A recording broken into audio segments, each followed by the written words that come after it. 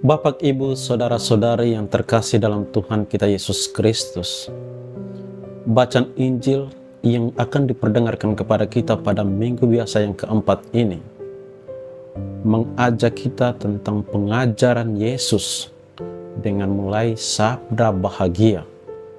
Berbahagialah atau terberkatilah.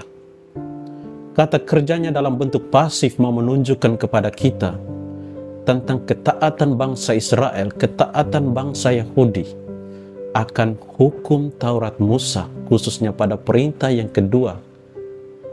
Jangan menyebut nama Tuhan Allahmu tidak dengan hormat, atau yang lebih dikenal lagi dengan teologi pasif, yang menunjukkan tindakan yang diselesaikan secara ilahi. Sehingga ketika kita mendengarkan berbahagialah atau bersukacitalah atau bergembiralah, terberkatilah di dalam bacaan kitab suci, itu menunjukkan bahwa Allah memberkati, Allah memberikan sukacita, Allah memberikan kebahagiaan kepada orang-orang pilihannya.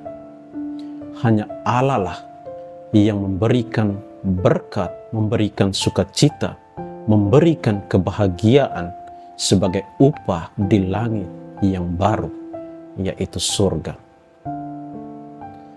Hari ini, hari Minggu biasa yang keempat, kita akan mendengarkan janji berbahagialah melalui Yesus untuk setiap tindakan yang disebutkan pada ayat 3, ayat 10 dan ayat 11 adalah sebuah tindakan yang harus dilakukan oleh para pengikut Kristus, dan Allah menggenapinya dengan janji eskatologis. Pada ayat 3 kita akan mendengarkan berbahagialah orang yang miskin di hadapan Allah, karena merekalah yang mempunyai kerajaan sorga. Ketika kita mendengarkan berbahagialah orang yang miskin, yang ada di benak kita adalah orang yang kekurangan harta benda, kekurangan material. Namun terlepas dari itu, miskin yang dimaksudkan Allah di sini mau mencerminkan tentang ketergantungan hidup manusia secara total kepada kehendak Allah. Dan kita tahu Yesus sudah menunjukkan ketergantungannya kepada kehendak Allah dengan menjadi miskin, menjadi serupa seperti manusia untuk menebus dosa-dosa manusia. Kemudian pada ayat 10 dan ayat 12, di sana ditekankan berbahagialah orang yang dianiaya oleh sebab kebenaran, karena merekalah yang mempunyai kerajaan sorga. Kemudian ayat 11, berbahagialah kamu jika karena aku kamu dicela dan dianiaya, dan kepadamu difitnahkan segala yang jahat. Bersukacitalah dan bergembiralah, karena upahmu besar di sorga. Yesus mau memberitahu murid-muridnya bahwa orang-orang akan menangkap, mengkhianati, bahkan membunuh beberapa dari mereka karena hubungan dengan nama Yesus.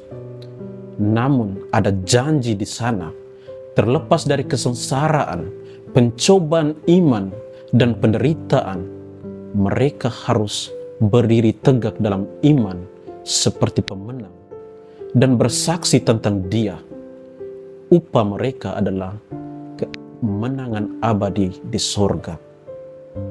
Kemudian Yesus melanjutkan pengajarannya dalam sabda bahagia dari ayat keempat sampai dengan ayat ke-9 dengan janji khusus yang akan terjadi di masa depan dari hidup manusia. Mereka akan dihibur, mereka akan mewarisi bumi, mereka akan dipuaskan, mereka akan dikasihani, mereka akan melihat Allah, dan mereka akan disebut anak-anak Allah. Sabda bahagia sangat berhubungan erat di dalam persekutuan orang-orang yang percaya, orang-orang yang beriman, orang-orang yang mempunyai hubungan langsung dengan kerajaan Allah. Sabda bahagia menopang satu sama lain.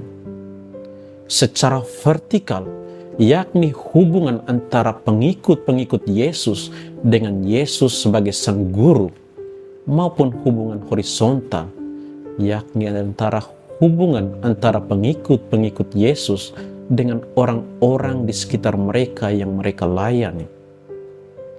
Bapak, Ibu, saudara-saudari yang terkasih dalam Tuhan kita Yesus Kristus, Injil hari ini adalah hukum, ini adalah aturan baru dari Tuhan bagi kita yang menyoroti sikap hati lebih dari sekedar perangkap aturan yang harus kita ikuti. Yesus mengajak kita semua untuk memperhatikan bagaimana sabda bahagia ini dihayati di dalam kehidupan kita setiap hari.